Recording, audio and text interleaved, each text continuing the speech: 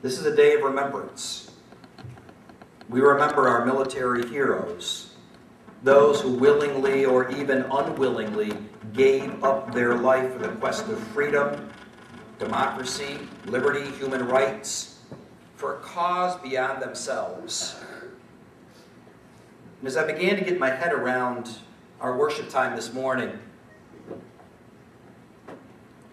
I remember Jesus. When he gathered with his disciples prior to his death and said, "Do this in remembrance of me." Take this bread and take this cup and do it in remembrance of me. Communion, most importantly, a sacrament, is a gift to the church in which we remember. We think back on the teaching and the example and the life of Jesus and what it means, especially in the midst of a creation at war with itself. Think about that. We remember this morning Jesus' command to love one another in the midst of a creation at war with itself. I want us to visit just for a moment Jesus' command to love. As I shared last Sunday, the very essence, the words and the actions that defined the life of Jesus was love. Strip it all away, it's about love. And it's so amazing how we have twisted and turned and tried to theologize that love. And boy, we clergy, we've really messed it up. It was amazing. As many of you know, I don't think like many of my colleagues. And I think I alienated another one this week. I could probably count the ones I haven't on one hand. Ever had that time in your life where, I don't know, I must have been deep in thought or had no thought. I don't know. One of those two things. And I don't know if I had a chip on my shoulder or I was just out there somewhere. But it happened very quickly, and I remember so well how it all unfolded. But I was out by my mailbox. And as I always do, I kind of pull into the parking lot, stop my car, get out, get the mail. And I'm getting the mail, and my back is to the road. I had the strange feeling someone was watching me. And it was a colleague of mine who stopped behind me. And he's from a rather Pentecostal, evangelical congregation, which is wonderful and such things. And he yelled something out the window to me. And I'll try to paraphrase it if I can. He said, "Brother, are your folks still finding Jesus?" And I don't know, in that moment it just kind of irked me. Then he stopped and said, "Hey, brother, are your folks still finding Jesus?" And I don't know if I had a chip on my shoulder or I was just having a bad day. I turned back and I said, "I didn't know he was hiding."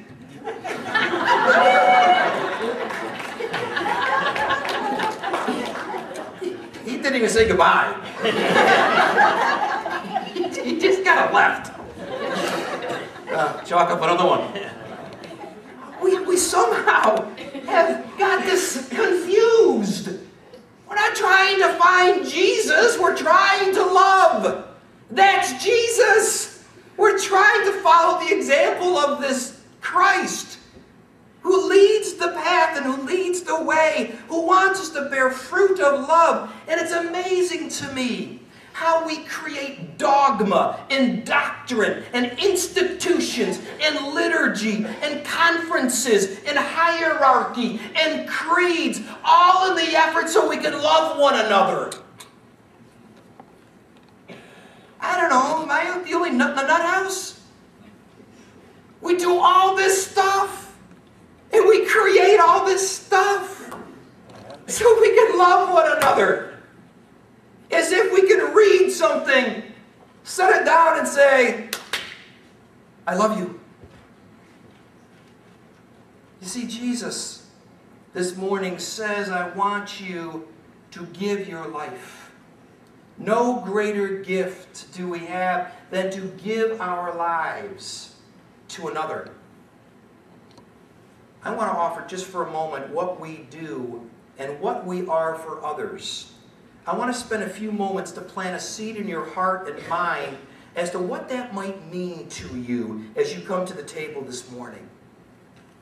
And I hope it sparks something within you, because so often we read that passage. No greater love a person can have for his friends than to give his life for them. Does not necessarily mean martyrdom. Doesn't necessarily mean one must die. Please don't. Stay with us. But it could mean this. Every day a dad and a mom wake up to go to work and provide for the family, to pay the bills and to fulfill the needs of their children. They offer their lives. They go when they don't want to. They go when they'd rather sleep. They give of their lives. When youth and children look beyond themselves towards others and rise above mediocrity and peer pressure, they give of their lives. When a husband and a wife overcome issues of mistrust and brokenness and denial or apathy, they give of their lives for a greater good. Ask yourself, how am I giving of my life to my family? We also are asked to give our lives to our community. When each of us becomes a part of the solution, rather than reiterating the problem, as many of us are good at doing, we give of ourselves. Rather than complaining about our educational system, we decide to mentor a child. That's giving of yourself. Rather than complaining about or condemning a family who has lived off the system for generations, we teach them to read, to become self-sufficient. That's giving of your lives for someone else.